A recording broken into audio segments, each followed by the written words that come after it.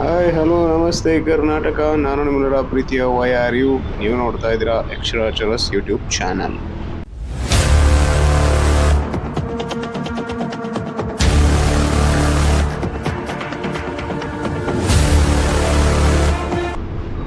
ಮತ್ತೊಂದು ಲಾಗ್ಗೆ ಎಲ್ಲರಿಗೂ ಸ್ವಾಗತ ಸುಸ್ವಾಗತ. ತುಂಬ ದಿನ ಬ್ರೇಕ್ ತೊಗೊಂಬಿಟ್ಟೆ. Sorry first of all. Log ಶುರು ಮಾಡೋದಕ್ಕಿಂತ ಮುಂಚೆನೇ ಸಾರಿ ಕೇಳ್ತಿದ್ದೀನಿ, ಏಕೆಂದರೆ ತುಂಬಾ ಕೆಲಸ. ವೀಕ್ ಆಫು ಕೂಡ ಇರ್ತಿರಲಿಲ್ಲ, ಕಂಟಿನ್ಯೂಸ್ 6-7 ಡೇಸ್ ವರ್ಕಿಂಗ್ ಇರ್ತಿತ್ತು. ಸೊ ಆ ಕಾರಣದಿಂದ ಮೋಟೋ ಲಾಗ್ ಅಥವಾ ಲಾಗ್ ಮಾಡೋಕ್ಕೆ ಆಗಲಿಲ್ಲ. ತುಂಬ ದಿನಗಳ ಗ್ಯಾಪ್ ಆಗಿತ್ತು, ಮತ್ತೆ ವಾಪಸ್ ಬರ್ತಾಯಿದ್ದೀನಿ. ಇವತ್ತು ಕೂಡ ಏನು ಫ್ರೀ ಇಲ್ಲ, ಕೆಲಸದ ನಿಮಿತ್ತನೇ ಹೋಗ್ತಾ ಇದ್ದೆ. ಸರಿ, ತುಂಬ ಗ್ಯಾಪ್ ಆದರೆ ಕಷ್ಟ ಅಂಥೇಳಿ ಒಂದು ಲಾಗ್ ಮಾಡೋಣ ಅಂತ ಶುರು ಮಾಡಿದ್ದೀನಿ. ಎಲ್ಲರೂ ಹೇಗಿದ್ದೀರಾ, ಚೆನ್ನಾಗಿದ್ದೀರಾ ಅಂತ ಭಾವಿಸ್ತೀನಿ.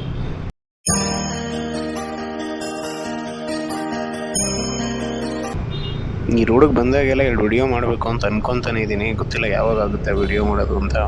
ಅಲ್ಲಿ ಒಂದು ಇಂಡ್ರಾ ಕ್ಯಾಂಟೀನ್ ಒಂದು ವಿಡಿಯೋ ಮಾಡಬೇಕಿತ್ತು. ಆಮೇಲೆ ಇಲ್ಲೊಂದು ಸೂಪರ್ ಆಗಿರೋ ಮೆಸ್ ಇದೆ, ಇಲ್ಲಿ ನೋಡಿ ತೋರಿಸ್ತಿದ್ದೀನಿ ನಾನು, ರೈಟ್ ಸೈಡ್ ಇದೆ.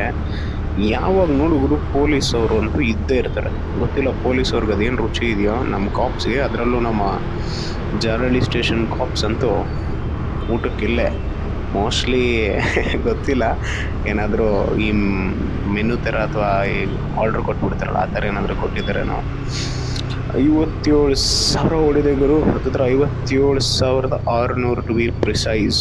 ನನ್ನ ಗಾಡಿ ಆ್ಯಕ್ಟಿವಾ. ಸೊ ಯಾವುದೇ ಮೆಷಿನ್ ಆಗಲಿ ದೊಡ್ಡದು ಚಿಕ್ಕದು ಅಂತ ಅಂಡರ್ ಎಸ್ಟಿಮೇಟ್ ಮಾಡೋಕ್ಕಾಗಲ್ಲ. ಇಟ್ ಈಸ್ ಆಲ್ವೇಸ್ ಅಬೌಟ್ ನಾವು ಹೇಗೆ ಒಂದು ಗಾಡಿನ ಹ್ಯಾಂಡ್ಲ್ ಮಾಡ್ತೀವಿ ಅನ್ನೋದಕ್ಕೆ ಇದು ಉದಾಹರಣೆ. ಈ ಗಾಡಿನ ಸರಿಸುಮಾರು ಒಂದು 57,000 ನಾನೇ ಓಡಿಸಿರ್ತೀನಿ, ಮಿಕ್ಕಿದ್ದ 600 ನಮ್ಮಮ್ಮ ಓಡಿಸಿರ್ತಾರೆ ಅಷ್ಟೇ. ಸೊ 600 ಇಲ್ಲ ಅನ್ಕೊತೀನಿ, ಒಂದು 57, ಈ 300 ನಾನು ಓಡಿಸಿರ್ತೀನಿ, ಈ 300 ನಮ್ಮಮ್ಮ ಓಡಿಸಿರ್ತಾರೆ. ಸೊ ಇಷ್ಟೇ. ಈ ಗಾಡಿ ಬಗ್ಗೆ ಎಲ್ಲೆಲ್ಲ ಆಫ್ ರೋಡಿಂಗ್ ಮಾಡಿದ್ದೀನಿ ಎಲ್ಲ ನೀವು ನೋಡಿದ್ದೀರ ಚಾನಲಲ್ಲಿ. ತುಂಬ ಹಳೆ ವೀಡಿಯೋಸ್ ಎಲ್ಲ ಇದೆ. ಇನ್ನೂ ಯಾರ್ಯಾರು ವೀಡಿಯೋಸ್ ನೋಡಿಲ್ಲ ಅಂದರೆ ದಯವಿಟ್ಟು ಈಗ ಕ್ಲಿಕ್ ಮಾಡಿ ನೋಡಿ, ಏಕೆಂದರೆ ಇಲ್ಲಿ ಕಾಪ್ಸ್ ಇರ್ತಿದ್ರು ರೆಗ್ಯುಲರಾಗಿ, ಇಲ್ಲ ಸದ್ಯ. ಇನ್ನೊಂದು ಹೊಸ ರೂಲ್ಸ್ ಏನಪ್ಪ ಅಂದರೆ ಗಾಡಿಗೆ ಮಿರರ್ ಇರಬೇಕಂತೆ. ಮಿರರ್ ಇಲ್ಲ ಅಂದರೆ ಹಿಡಿದು ಫೈನ್ ಹಾಕ್ತಾರೆ. ಮೊನ್ನೆ ನಾನು ಕ್ಯಾಮ್ರಾ ಇರಲಿಲ್ಲ, ಪೊಲೀಸವರು ಹಿಡಿದ್ರು, ಸೈಡ್ಗೆ ಹಾಕಿದ್ರು. ಎಲ್ಲಪ್ಪ ಮಿರರು ಅಂದರು. ಸರ್ ಮಿರರು ಅಂದೆ, ಇಲ್ಲಪ್ಪ according to R T O ಅಂದರೆ ಟ್ರಾಫಿಕ್ ರೂಲ್ಸ್ ಪ್ರಕಾರ ಮಿರರ್ ಇಸ್ ಕಂಪಲ್ಸರಿ, ಇಲ್ಲ ಅಂದರೆ ಫೈನ್ ಹಾಕ್ತೀವಿ. ಸೆಕೆಂಡ್ ಟೈಮ್ ಆದರೆ ಡೀಲ್ ಕ್ಯಾನ್ಸಲ್ ಅಂತ. ಯಾಮಹ ಪ್ರಮೋಷನ್ಸ್ ಅಂತೂ ಎಲ್ಲ ಕಡೆ ಭರ್ಜರಿ ನೋಡಿ ಗುರು. ಅಲ್ಲ ನನಗೆ ಇದೇ ಬೇಜಾರು ನೋಡಿ, ಅಲ್ಲಿ ಯಮಹ ಅಂತಿದ್ದಂಗೆ ಅಲ್ಲಿಂದ ಬಂದಿದ ತಕ್ಷಣ ಇಲ್ಲಿ ಈ ಕೇರಳದವ್ರು ನಿಜವಾಗ್ಲೂ ಗೊತ್ತಿಲ್ಲ ಗುರು. ನಿಮ್ಗೆ ಎಷ್ಟು ಚೆನ್ನಾಗಿ ಗೊತ್ತಿದೆಯಲ್ಲೋ ಹೇಳಿ ಯಾರಾದರೂ ಕಮೆಂಟ್ಸಲ್ಲಿ. ನಮ್ಮ ಕಾಲೇಜಲ್ಲಂತೂ ಕೇರಳದ ಹುಡುಗರು ತುಂಬ ಇದ್ರು, ನಮ್ಮ ಏರಿಯಾದಲ್ಲೂ ಕೂಡ ಈಗಲೂ ಇದ್ದಾರೆ. ಅದೇನೋ ಗೊತ್ತಿಲ್ಲ, ನಾವು ಇಲ್ಲೇ ಹುಟ್ಟಿ ಬೆಳೆದು ಕೂಡ ಒಂದು ಹುಡುಗಿ ಮಾತಾಡಿಸ್ಬೇಕು ಅಂತ ತಿಳ್ಕೊಂತೀವಿ. ಇವ್ರು ಅಲ್ಲಿ ಬಂದು ಟಕ್ಕಂಡು ಹುಡುಗಿನ ಪಟಾಯಿಸ್ಕೊಂಡು ಆರಾಮಾಗಿ ಏರಿಯಾ ಎಲ್ಲ ಬೀಟ್ಸ್ ಹಾಕೊಂಡು ಓಡಾಡ್ತಿರ್ತಾರೆ ಗುರು.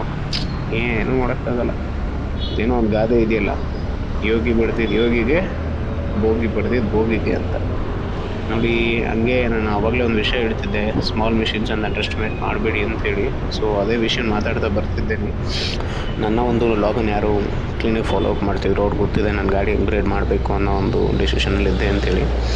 ಸೊ ಅದಕ್ಕೋಸ್ಕರ ಒಂದು big machine compared to this 109 cc engine compare ಮಾಡಿದ್ರೆ ಸ್ವಲ್ಪ ಬಿಗರ್ cc ಗಾಡಿನ ನಾನು ರಿಸರ್ಚ್ ಮಾಡ್ತಿದ್ದೆ. ನಾನು ಆಲ್ರೆಡಿ ಒಂದು ADV ಮತ್ತು ಒಂದು ಕ್ಲಾಸಿಕ್ನ ಓನ್ ಮಾಡಿದ ಕಾರಣ ನಾನು ಅಲ್ಲಿಗೆ ಹೋಗೋದು ಬೇಡ ಅಂದ್ಕೊಂಡಿದ್ದೆ. ಇಲ್ಲಿ ಹೆಬ್ಬಾಳಕ್ಕೆ ಬರ್ತಾ ನೋಡಿ ಗಣೇಶ ವಿಸರ್ಜನೆಗೆ ಇದೊಂದು ಒಳ್ಳೆ ಕಾರ್ಯ. ಆ್ಯಕ್ಚುಲಿ ಕೆರೆ ಅಥವಾ ಈ ಡ್ಯಾಮ್ಗಳಿಗೆ ಎಸೆಯೋ ಬದಲು, ಅಲ್ಲಿ ನೀರನ್ನು ಕಲುಷಿತ ತಗೊಳ್ಳೋ ಬದಲು ಈ ರೀತಿ ಒಂದು ಪರ್ಟಿಕ್ಯುಲರ್ ಜಾಗದಲ್ಲಿ ನಮ್ಮ ಗೌರ್ಮೆಂಟೇ ಮಾಡಿಕೊಟ್ಟಿದೆ. MLA ಸಾಹೇಬರು ಬೇರೆ ಇದ್ದಾರೆ, ದೊಡ್ಡದಾಗಿ ಫೋಟೋ ಹಾಕಿದ್ದಾರೆ. ಈ ಥರ ಜಾಗಗಳಲ್ಲಿ ಬಂದು ಗಣೇಶನ ವಿಸರ್ಜನೆ ಮಾಡಿ ಸರಿಸುಮಾರು ನನಗೆ ಗೊತ್ತಿದ್ದ ಪ್ರಕಾರ ಒಂದು 2 ವರ್ಷದಿಂದ ಇದೇ ಜಾಗದಲ್ಲಿ ಬಂದಿದ್ವಿ ನಮ್ಮ ಸ್ನೇಹಿತರೊಬ್ಬರದು. ಸೊ ಆವಾಗ ಒಂದು 5 ಅಡಿ ಗಣೇಶದವರೆಗೂ ಇಲ್ಲಿ ವಿಸರ್ಜನೆ ಮಾಡ್ಬೋದು, ಯಾವುದೇ ಪ್ರಾಬ್ಲಮ್ ಇಲ್ಲದೆ. ಸೊ ಅದಕ್ಕೋಸ್ಕರ ಈ ರೀತಿ ಜಾಗಗಳಲ್ಲಿ ಮಾಡಿದ್ರೆ ಎಲ್ಲೂ ಪೊಲ್ಯೂಟ್ ಆಗೋಲ್ಲ, ಆಚೆ ಕಡೆ ನೀರು ಅಲ್ಲೇ ಇರುತ್ತೆ. ಸೊ ಅದನ್ನು ಮತ್ತೆ ಕ್ಲೀನ್ ಮಾಡ್ತಾರೆ, as it is initiative by government. ಮತ್ತು ಹೇಳ್ತಿದ್ದಂಗೆ ಗಾಡಿ ಅಪ್ಗ್ರೇಡ್. ಸೊ ಆ್ಯಕ್ಚುಲಿ ಈ ಲಾಗ್ ನೆಕ್ಸ್ಟ್ ಲಾಗಲ್ಲಿ ನಿಮಗೆ ಗಾಡಿ ಡೆಲಿವರಿ ಮತ್ತು ಯಾವ ಗಾಡಿ ಎಲ್ಲ ಸಸ್ಪೆನ್ಸ್ನ ರಿವೀಲ್ ಮಾಡಿದ್ದೀನಿ. ನಾನು ಇನ್ಸ್ಟಾ ಫಾಲೋ ಅಪ್ ಮಾಡ್ತಿರೋರಿಗೆ ಮೋಸ್ಟ್ ಪ್ರಾಬಬ್ಲಿ ಗೊತ್ತಾಗಿರುತ್ತೆ ಅಂದ್ಕೊಂಡಿದ್ದೀನಿ. ಯಾರಿಗೂ ಗೊತ್ತಾಗಿಲ್ಲ ಅಂದರೆ ನೆಕ್ಸ್ಟ್ ಲಾಗಿಗೆ ಕಾಯ್ತಾ ಇರಿ. Very soon the log will be out. So ಅಲ್ಲಿ ಲಾಗಲ್ಲಿ ಹೇಳ್ತಿದ್ದೀನಿ ಯಾವ ವಿಡಿಯೋ ಅಂಥೇಳಿ. ಸೊ ನಾನು ಅದನ್ನು 2 ವಿಡಿಯೋಗೆ ಸ್ಪ್ಲಿಟ್ ಮಾಡಿದ್ದೀನಿ. ಒಂದು ಪರ್ಟಿಕ್ಯುಲರ್ ಗಾಡಿ ಯಾವುದು ಡೆಲಿವರಿ ಒಂದು ವಿಡಿಯೋ, ಮತ್ತು ಕಂಪ್ಲೀಟ್ ಗಾಡಿಗೆ ಆಕ್ಸೆಸರೀಸ್ ಬಗ್ಗೆ ಮತ್ತು ಗಾಡಿ ಬಗ್ಗೆ ಇನ್ನೊಂದು ವಿಡಿಯೋಲಿ ಮಾತಾಡ್ತೀನಿ. ಮಿಂಚಿನ ಓಟ one of the most favourite movie ನನಗೆ. ಶಂಕರ್ ನಾಗ್ ಸರ್ ಮತ್ತು ಅನಂತ್ ನಾಗ್ ಸರ್ ಇಬ್ಬರು ಇರುವಂಥ ಒಂದು ಕಾಂಬಿನೇಷನ್. 1981 ಬಹುಶಃ, ಇಫ್ ಐ ನಾಟ್ ರಾಂಗ್. ಅವಾಗ ರಿಲೀಸ್ ಆಗಿದ್ದ ಮೂವಿಗಳು ಸಖತ್ತಾಗಿತ್ತು. ಮತ್ತು coming back to the topic, ಗಾಡಿ ಡೆಲಿವರಿ ಮತ್ತು ಅದರ ಕಂಪ್ಲೀಟ್ ವಿಡಿಯೋ ನೆಕ್ಸ್ಟ್ ಬ್ಲಾಗಲ್ಲಿ ಬರುತ್ತೆ. ಅದಕ್ಕಿಂತ ಮುಂಚೆ ನಾನು ಹಳೆ ವಿಡಿಯೋದಲ್ಲೂ ಕೂಡ ಕೇಳಿದ್ದೆ ಯಾವ ಗಾಡಿ ಪರ್ಚೇಸ್ ಮಾಡಬೇಕು. ನನ್ನ ಫ್ರೆಂಡ್ಸ್ ಕೊಲೀಗ್ಸ್ ಎಲ್ಲರೂ ಒಂದೊಂದು ಹೆಸರು ಹೇಳಿದರು. ಐ ವಾಸ್ ಪರ್ಟಿಕ್ಯುಲರ್ಲಿ, ನಾನು ಅವಾಗಲೇ ಹೇಳಿದಂಗೆ, I was not going for A D V. ಏಕೆಂದರೆ ಎ ಡಿ ವಿ ನಮ್ಗೆ ಗೊತ್ತಲ್ಲ, ನಾವೇನಂತ ಆಫ್ ರೋಡಿಂಗ್ ಎಲ್ಲೂ ಮಾಡಿದ್ದೀವಿ. But I was not particularly, ನಾನೇನು ಒಂದು 10% ಆಫ್ ರೋಡಿದ್ರೆ 90% ಆನ್ ರೋಡ್ ಪರ್ಪಸ್ಸೇ ಅಲ್ವಾ. ಸೊ ಎ ಡಿ ವಿ ಬೇಡ ಅಂದ್ಕೊಂಡಿದ್ದೆ. ಮತ್ತು ಕ್ಲಾಸಿಕ್ಸ್ ಹೋಗೋಕೆ ಇಷ್ಟ ಇರಲಿಲ್ಲ, ಯಾಕೆಂದರೆ ನಾನು ಆಲ್ರೆಡಿ ನನ್ನ ಹತ್ರ ಕ್ಲಾಸಿಕ್ 350 ಇದ್ದಿದ್ದರಿಂದ ಟೂರರ್ ಕ್ಯಾಟಗರಿ ಅಥವಾ ಸಮಥಿಂಗ್ ನೇಕೆಡ್ ಸ್ಪೋರ್ಟ್ಸ್ ಈ ಥರ ಸರ್ಚ್ ಮಾಡ್ತಿದ್ದೆ. ನಾನು ಯಾವ ಟ್ರೈ ಮಾಡಿಲ್ಲ ಅದನ್ನು ಟ್ರೈ ಮಾಡಬೇಕು. ಯಾಕೆ ಗುರು ಹಂಗೆ ನೋಡ್ತಿದ್ದೆ ತಲೆ ಕೇರ್ಕೊಂಡು. ನೋಡಿ, ಹೆಲ್ಮೆಟ್ ಹಾಕಿಲ್ಲ ರೋಡಲ್ಲಿ, ಜೊತೆಗೆ ಇವನು ಯಾರು ಹಿಂಗೆ ಹೆಲ್ಮೆಟ್ ಎಲ್ಲ ಒಬ್ಬರು ಹಾಕ್ಕೊಂಡಿದ್ದಾನೆ ಅಂದ್ಕೊಂಡು ನೋಡ್ತಾ ಹೋಗ್ತಿದ್ದಾರೆ. ದಯವಿಟ್ಟು ನೋಡಿ, ಇದಕ್ಕೆ ಹೇಳೋದು ಹೆಲ್ಮೆಟ್ ಹಾಕ್ಕೊಳ್ಳಿ ಅಂತ. ಬಟ್ ಇಲ್ಲಿ ಪೊಲೀಸ್ ಇರೋಲ್ಲ ಅನ್ನೋ ಒಂದೇ ಕಾರಣಕ್ಕೆ ಪರ್ಟಿಕ್ಯುಲರ್ಲಿ ಈ ರೋಡಲ್ಲಿ ಯಾರು ಹೆಲ್ಮೆಟ್ ಹಾಕೋದು ನಾನು ನೋಡಿಲ್ಲ. ಎಸ್ಪೆಷಲಿ ಲೋಕಲ್ ಏಜ್ ಅಂತ ಹೆಲ್ಮೆಟ್ ಯೂಸೇ ಮಾಡಲ್ಲ. ಕೇಳಿದ್ರೆ ಲೋಕಲ್ ಅಂತಾರೆ. ಗುರು ಲೋಕಲ್ಗೆ ಆಕ್ಸಿಡೆಂಟ್ ಆದರೆ ತಲೆ ಹೊಡಿಯಲ್ವಾ? ಏನೂ ಮಾಡೋಕ್ಕಾಗಲ್ಲ. ನಮ್ಮ ಸಮಾಜ ಇರೋದೇ ಹಂಗೆ, ನಾವು ಹೇಳಿದಷ್ಟು ಅವ್ರು ತಿದ್ಕೊಳಲ್ಲ. ಬಸ್ಸು ನೋಡ್ಗುರು ಹೆಂಗೆ ಓದಿದ್ದಾರೆ, ಮಸ್ತಾಗಿ ಓದಿದ್ದಾರೆ. ಬಸ್ಸವ್ರು ಏನೂ ಮಾಡೋಕ್ಕಾಗಲ್ಲ. ಸಂದಿಲ್ಲಿ ನಾವು ಗಾಡಿಗಳು ತೋರಿಸ್ಕೊಂಡು ಹೋಗ್ತಿರ್ತೀವಿ, ಪಾಪ ಅವ್ರಿಗೂ ಕಾಣಿಸಿರಲ್ಲ. ಸೊ ಕಮಿಂಗ್ ಬ್ಯಾಕ್, ನಾನು ಅದಕ್ಕೋಸ್ಕರ I don't want it to go for A D V. ಮತ್ತು ನನ್ನ ಬಜೆಟಲ್ಲೂ ಕೂಡ ಇರಲಿಲ್ಲ. ಎ ಡಿ ವಿ ಸೆಗ್ಮೆಂಟಲ್ಲಿ ಬಜೆಟಲ್ಲಿ ಇದ್ದಿದ್ದು ಒಂದೇ ಗಾಡಿ, ದಟ್ ವಾಸ್ ಎಕ್ಸ್ಪಲ್ಸ್ 200. ಬಟ್ ಅದಿನ್ನು ಸ್ಪೋಕ್ಸ್ ವೀಲ್ಸು ಆ್ಯಂಡ್ ಟ್ಯೂಬ್ ಟೈರಲ್ಲೇ ಬರ್ತಿತ್ತು, which is still I think off ರೋಡ್ಗೆ ಆಬ್ಸಲ್ಯೂಟ್ಲಿ ರೈಟ್. ಬಟ್ ಈ ರೋಡ್ಗಳಲ್ಲಿ ದಿನಾಲೂ ಟ್ರಾವೆಲ್ಗೆ ಎಷ್ಟು ಪಂಚರ್ಗಳು ಹಾಕ್ಸಿದ್ದೀನಿ ನಾನು ಆ್ಯಕ್ಟಿವಾಗಿ ಅಂತ ನನಗೆ ಗೊತ್ತಿಲ್ಲ. ದೊಡ್ಡ ಗಾಡಿಗಳು ತೊಗೊಂಬಿಟ್ಟಾಗ ಆ ಪಂಚರ್ಗಳಾದರೆ it is very difficult, especially tube tyre. ಯಾಕೆಂದರೆ I was owning in Himalayan classic. I know the difficulties of both those vehicles and it get punctured. ಎಷ್ಟೊಂದು ಕಡೆ ಪಂಚರೇ ಹಾಕಲ್ಲ ಅಂತಾರೆ. ಪಂಚರ್ ಹಾಕ್ತೀರಂದರೆ ಟ್ಯೂಬ್ ಟೈರ್ ಅಂದರೆ ಮುಟ್ಟೋದೇ ಇಲ್ಲ ಗಾಡಿಗಳನ್ನ, ಸುಮ್ಮನೆ ಇಲ್ಲ ಸರ್ ಹಾಕಲ್ಲ ಅಂದ್ಬಿಡ್ತಾರೆ ಒಂದೇ ಮಾತು. ಟ್ಯೂಬ್ಲೆಸ್ ಆದರೆ ಅಟ್ಲೀಸ್ಟ್ ನಮ್ಮ ಹತ್ರ ಕಿಟ್ಟಿದ್ರೆ ನಾವೇ ಹಾಕ್ಕೊಬೋದು. ಆ ಕಾರಣ ನಾನು ಟ್ಯೂಬ್ಲೆಸ್ಗೆ ಪ್ರಿಫರ್ ಮಾಡ್ತಿದ್ದೆ. ಟ್ಯೂಬ್ ಹೋಗೋಕ್ಕೆ ಇಂಟ್ರೆಸ್ಟೇ ಇರಲಿಲ್ಲ. ಹಿಮಾಲಯನಲ್ಲಿ ಅಷ್ಟು ಎಕ್ಸ್ಪೀರಿಯನ್ಸ್ ಆಗಿಲ್ಲ, ಬಟ್ ಕ್ಲಾಸಿಕ್ 350 ತುಂಬಾ ಎಕ್ಸ್ಪೀರಿಯನ್ಸ್ ಆಗಿತ್ತು. ಹೈವೇಗಳಲ್ಲಿ ಚಿಕ್ಕ ಮಳೆಗಳು ಎಸ್ದುಬಿಟ್ಟಿರ್ತಿದ್ರು. So it was very difficult having those bikes. And night time ಒಂದು 3-4 ಸತಿ ಪಂಚರ್ ಆಗಿತ್ತು. ಆವಾಗಂತೂ ಯಾವ ಪಂಚರ್ ಶಾಪ್ ತೆಗ್ದಿದ್ರು ಕೂಡ ಅವರು ಇಲ್ಲ ಸರ್ ಟ್ಯೂಬ್ ಟೈರ್ ಆದರೆ ಆಗಲ್ಲ, ಟ್ಯೂಬೇ ಹೋಗ್ಬಿಟ್ಟಿದೆ, ಟ್ಯೂಬ್ ತರಬೇಕು ಅಂತಿದ್ರು. ಲಿಟ್ರಲಿ ಎಲ್ಲೇ ಹೋದರೂ ಬ್ಯಾಗಲ್ಲಿ ಒಂದು ಟ್ಯೂಬ್ ಇಟ್ಕೊಂಡು ಓಡಾಡೋ ಪರಿಸ್ಥಿತಿಗೆ ಬಂದುಬಿಟ್ಟಿದ್ದೆ ನಾನು ಆಗಿನ ಕಾಲದಲ್ಲಿ. ದಟ್ ಇಸ್ ವೈ ಟ್ಯೂಬ್ಲೆಸ್ಗೆ ನಾನು ಪ್ರಿಫರ್ ಮಾಡ್ತೀನಿ. ಆ ಕಾರಣ ನಾನು ಎಕ್ಸ್ಪಲ್ಸ್ಗೆ ಹೋಗಲಿಲ್ಲ. ಆಮೇಲೆ ಮೈಲೇಜ್ ಕೂಡ ತುಂಬ ಕಮ್ಮಿ ಅಂತ ಹೇಳ್ತಿದ್ರು. ನನ್ನ ಫ್ರೆಂಡ್ ಹತ್ರ ಇತ್ತು ಪರ್ಸ್ನಲಾಗಿ ಓಡ್ಸೋಕ್ಕೆ. It's no doubt it's an wonderful machine, but it doesn't serve the purpose. ನನಗೆ ಯಾವ ಪರ್ಪಸ್ಗೆ ಬೇಕಿತ್ತು ಅದನ್ನು ಸರ್ವ್ ಮಾಡ್ತಿರ್ಲಿಲ್ಲ. ಕೆ ಟಿ ಎಮ್ಗೆ ಹೋದರೆ ಅಷ್ಟು ಬಜೆಟ್ ಇರಲಿಲ್ಲ ನಿಜವಾಗ್ಲೂ. ಅದಕ್ಕೋಸ್ಕರ ಕೆ ಟಿ ಎಮ್ ಆಗಲಿ ಹಿಮಾಲಯನ್ ಆಗಲಿ ಹೊಸ ಹಿಮಾಲಯನ್ ಬೇಕಿರಲಿಲ್ಲ ಅಂದ್ಕೊಂಡೆ. ಸೊ ಅದಕ್ಕೋಸ್ಕರ ನೋಡೋಣ ಮುಂದೆ ಫ್ಯೂಚರಲ್ಲಿ ಏನಾದರೂ ನಿಮ್ಮ ಪ್ರೇಕ್ಷಕರು ಸಬ್ಸ್ಕ್ರೈಬರ್ಸ್ನ ದಯೆಯಿಂದ ಏನಾದರೂ ಒಂದು ಸ್ವಲ್ಪ ದುಡ್ಡು ಆದರೆ ತೊಗೊಳ್ಳೋಣ. ಒಳ್ಳೊಳ್ಳೆ ಗಾಡಿಗಳೇ.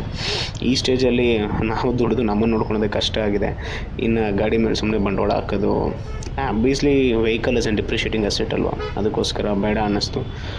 ಅದು ಬಿಟ್ಟರೆ ಇನ್ನೊಂದು ಮೈಂಡಲ್ಲಿತ್ತು, that was Honda CB 200X ಅಂತ ಬರುತ್ತೆ. ಆ ಗಾಡಿ ತುಂಬಾ ಚೆನ್ನಾಗಿತ್ತು. ಅಲ್ಟಿಮೇಟ್ಲಿ ಒಂದು ಗಾಡಿಗೆ ಹೋಗಿದ್ವಿ. ಯಾರಿಗಾದರೂ ಅಲ್ಟಿಮೇಟ್ಲಿ ಗೊತ್ತಾಗಿದ್ರೆ ಯಾವ ಗಾಡಿ ಅಂತ ಕಮೆಂಟ್ ಮಾಡಿ ನೋಡೋಣ, ಯಾರು ಕರೆಕ್ಟಾಗಿ ಗೆಸ್ ಮಾಡ್ತೀರಾ ಅಂಥೇಳಿ. ನಿಮ್ಮ ಕಮೆಂಟ್ ಕರೆಕ್ಟಾಗಿದ್ದರೆ ನನ್ನ ಲೈಕಲ್ಲಿ ಬಂದಿರುತ್ತೆ, ಹಾರ್ಟ್ ಸಿಂಬಲ್ ಬಂದಿರುತ್ತೆ. ತಪ್ಪಿದರೆ ನನ್ನ ಲೈಕ್ ಸಿಂಬಲ್ ಬಂದಿರುತ್ತೆ. ಸೊ ಗೊತ್ತಾಗುತ್ತೆ ಯಾರು ಅಂತ, ಯಾವುದು ಕರೆಕ್ಟು ಯಾವುದು ತಪ್ಪು ಅಂತೇಳಿ. ಈ ರೀತಿ ವಿಷಯನ ನಿಮ್ಗೆ ತಿಳಿಸ್ಬೇಕಾಗಿತ್ತು. ಸೊ ಅದಕ್ಕೋಸ್ಕರ ಈ ಒಂದು ಲಾಗ್ನ ಮಾಡ್ತಾಯಿದ್ದೆ.